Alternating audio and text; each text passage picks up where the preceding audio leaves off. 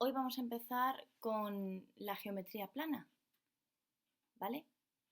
Queréis saber primero qué es la geometría plana, obvio. Vamos a ello. ¿Qué es la geometría plana? Primero vamos a empezar con qué es la geometría. La geometría no es más que la rama de las matemáticas orientada al análisis de las medidas y de las propiedades de las figuras en un espacio o en un plano. Vamos, que vamos a estudiar formas, vamos a estudiar figuras, ¿vale? ¿Pero dónde lo vamos a estudiar? Vamos a estudiarlos todos en un plano. Todas ellas, las que están contenidas en un plano, nada de contenidas en el espacio ni nada por el estilo, ¿vale? Todo lo que pueda dibujarse en un papel. Toda esta rama de la geometría fue Euclides el primero que la escribió en un libro, ¿vale? Entonces se llama geometría euclídea, para que suene.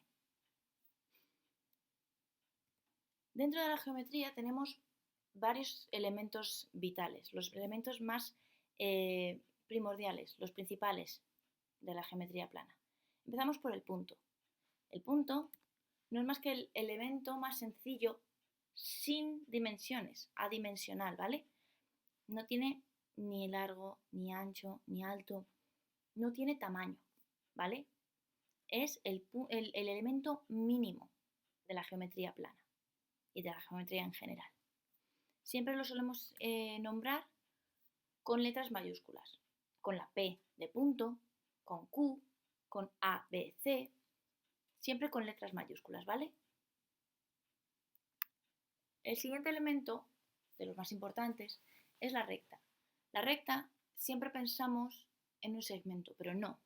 Una recta es un conjunto de puntos alineados en una sola dimensión infinita, ¿vale? La recta no tiene ni principio ni fin, es completamente infinita. Se va por los dos lados y no tiene fin. Siempre la solemos nombrar con letras minúsculas. Y las letras minúsculas suelen ser R, S, T, R de recta, y luego ya seguimos las letras del orden alfabético de las letras, ¿vale? R, S, T. Cuando os he dicho que siempre pensamos en vez de una recta en un segmento, es que las rectas se pueden dividir y puede que una recta tenga principio pero no fin, o tenga fin pero no principio. Estamos hablando siempre de una semirrecta, ¿vale? Una semirrecta es cada uno de los dos las dos partes en las que queda dividida una recta por un punto. Si yo pongo un punto en medio de una recta, se me va a dividir en dos segmentos, bueno, en dos partes, no en dos segmentos, ¿vale? En, un, en una semirrecta que no tiene principio, pero sí tiene fin, y en otra semirrecta que tiene principio, pero no tiene fin, ¿vale? Entonces siempre estamos hablando de un elemento que tiene un origen, un principio y no un fin. O que tiene un fin y no un principio, ¿vale? Pero que lo podemos dar la vuelta, es lo mismo, ¿vale? Siempre la solemos nombrar como una recta, con una letra minúscula, igual que las rectas, o por el punto de origen, ¿vale? Si nuestro punto de origen se llama A, llamaremos a la semirrecta A. O si nuestro punto de origen se llama O, porque muchas veces O lo vamos a llamar origen, así lo llamaremos a nuestra semirrecta. Por último, el segmento. El segmento es simplemente una porción de recta, un cachito de recta, delimitado por dos puntos, ¿vale? Un principio y un fin. Esos son los que solemos dibujar nosotros. Nosotros nunca hemos dibujado una recta, jamás. Porque para dibujar una recta no podríamos poner el lápiz en un punto. Eso sería un origen. Y hemos dicho que nuestras rectas no tienen orígenes. Y tendríamos que estar dibujando hasta el final, hasta el infinito. En el momento en que levantamos el lápiz del papel, esa recta tiene un final. Luego estamos dibujando segmentos, ¿vale? A los segmentos siempre los vamos a nombrar por su origen y su final, ¿vale? Los vamos a escribir con mayúsculas porque son puntos y escribimos origen, destino, en este caso AB, con una rayita encima, que significa segmento. ¿Vale? Es una línea que va desde A hasta B. ¿De acuerdo? Ahora, ¿cómo se va la palomica? Las rectas, vamos a centrarnos ahora en las rectas porque son los elementos más importantes que tenemos en la geometría en el plano.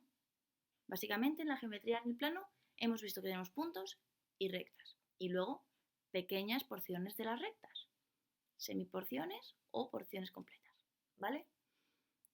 Este tipo de rectas, o sea, las rectas tienen posiciones, ¿vale? Y tenemos varios tipos de posiciones de las rectas entre ellas.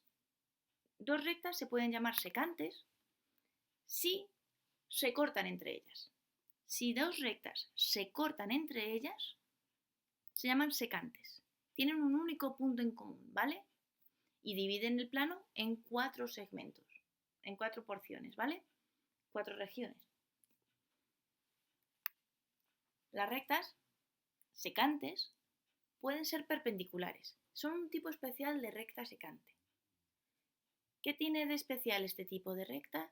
Es que cuando se cortan de manera que los ángulos que forman son de 90 grados. Esas son las rectas perpendiculares. Aquellas que se cortan formando ángulos de 90 grados. También tenemos otro tipo de rectas, otra posición, y son las rectas que no se cortan nunca, que no tienen ningún punto en común. Son las rectas paralelas. Entre dos puntos siempre va a haber la misma distancia. Si os fijáis, siempre están a la misma distancia una recta de la otra. Siempre. Nunca se van a juntar. No van a tener ningún punto en común. Por el contrario, existen las rectas que tienen todos los puntos en común. Todos. Estas son las rectas coincidentes. Son rectas que pueden tener una fórmula distinta, porque las rectas, más adelante veréis que las rectas se nombran con expresiones algebraicas, ¿vale? Y puede que dos rectas tengan dos expresiones algebraicas distintas, pero sean la misma recta. Y son dos rectas coincidentes, que coinciden en todos los puntos, coinciden en un número infinito de puntos, ¿vale?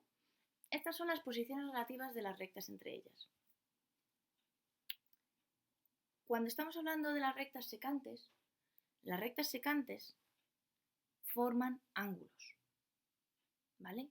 Cuando dos rectas se cruzan, el área entre esas dos rectas la llamamos ángulo, ¿vale? Están formados los ángulos por las dos semirrectas, a las que llamamos lados, y el vértice, que es el punto donde se unen esas dos semirrectas, ¿vale? Hay distintos tipos de ángulos dependiendo de su magnitud. Empecemos por el ángulo completo. El ángulo completo es el que mide 360 grados.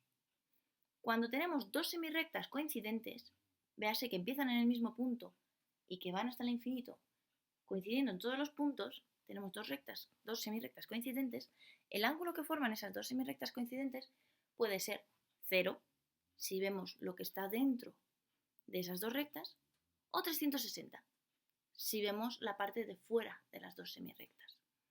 Esto es un ángulo completo. ¿Por qué es completo? Porque son 360 grados, que es la circunferencia completa, ¿vale? Ángulo completo. ¿Qué pasa si yo, en vez de tener dos semirrectas coincidentes, tengo dos semirrectas que coinciden en un punto, pero que se van en direcciones contrarias? Tenemos un ángulo llano, ¿vale? La mitad de un ángulo completo. No tenemos más que decir que en el punto medio tenemos dos rectas que se van en direcciones contrarias, en sentidos contrarios, ¿vale? No en direcciones contrarias, en sentidos contrarios. Ese ángulo que forman es de 180 y es un ángulo llano. Básicamente, cuando estamos en un llano, podemos decir que el ángulo que forman las rectas de ese llano es 180 grados, la mitad de un ángulo completo. ¿Cómo llamamos a la mitad de un ángulo llano? Pues ángulo recto, que es el que hemos estado viendo toda la vida. Son 90 grados. ¿vale? La mitad de un ángulo llano, 90 grados, es un ángulo recto. Y esto lo vamos a seguir usando para siempre.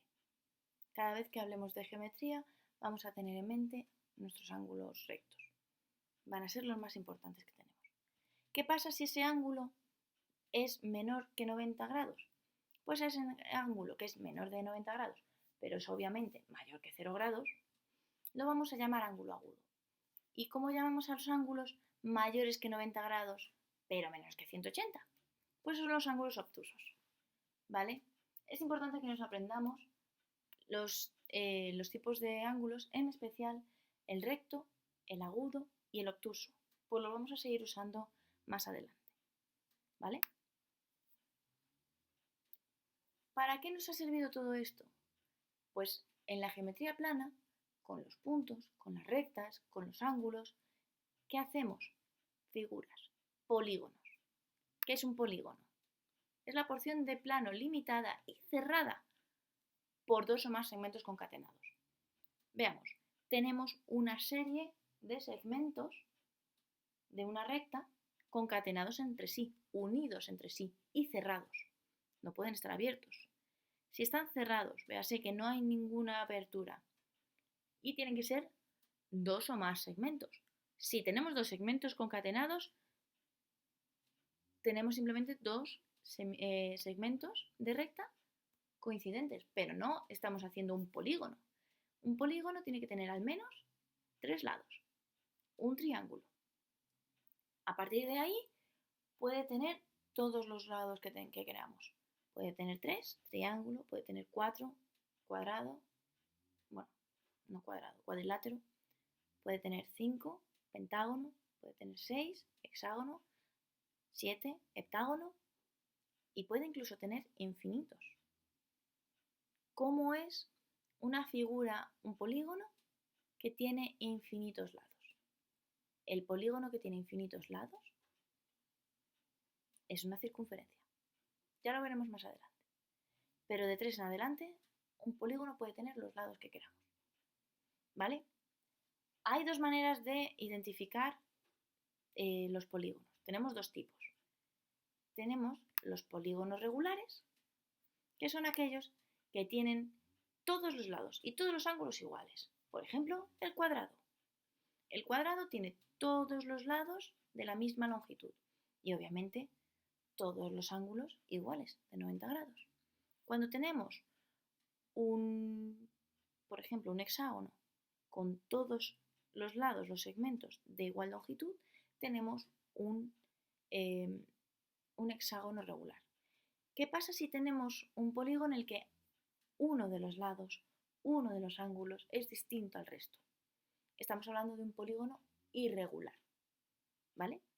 Se diferencian entre polígonos regulares e irregulares. Los regulares tienen todos los lados iguales, los irregulares no. Así de fácil.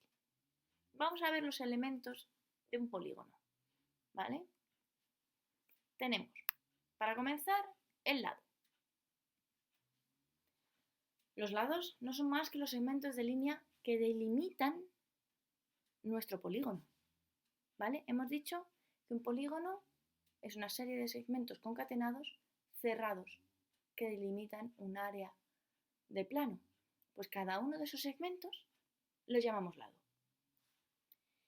Y como hemos visto antes en los ángulos, los puntos donde intersecan, donde se unen esos lados, se llaman vértices, ¿vale? Nosotros podemos nombrar a los polígonos por su número de vértices o número de lados. El número de vértices y el número de lados siempre va a coincidir, siempre va a ser el mismo, ¿vale? Tenemos también la diagonal. Las diagonales son las líneas, los segmentos que unen vértices no consecutivos. Las líneas que unen vértices consecutivos son los lados. Las líneas que unen, los segmentos que unen los vértices no consecutivos, los llamamos diagonales, ¿vale? Un polígono puede tener 2, 3, puede tener muchas diagonales, puede tener hasta infinitas, ¿vale? Y por último, vamos a mirar al ángulo interior, que son los ángulos delimitados por esos dos lados consecutivos del polígono, ¿vale? Vamos a hablar siempre de ángulos interiores. No vamos a referirnos en este curso a ángulos exteriores, ¿vale? Solo a ángulos interiores. Cuando tengamos un polígono regular, todos los ángulos interiores serán iguales. Cuando tengamos un polígono irregular, no tendrán que ser iguales. Habrá al menos uno distinto al resto. Con esto tenemos para empezar. Ahora os animo a que rellenéis el cuestionario que os he puesto en la tarea de Classroom y con esto ya hemos terminado el día de hoy. Mañana, más. Un saludito. Chao.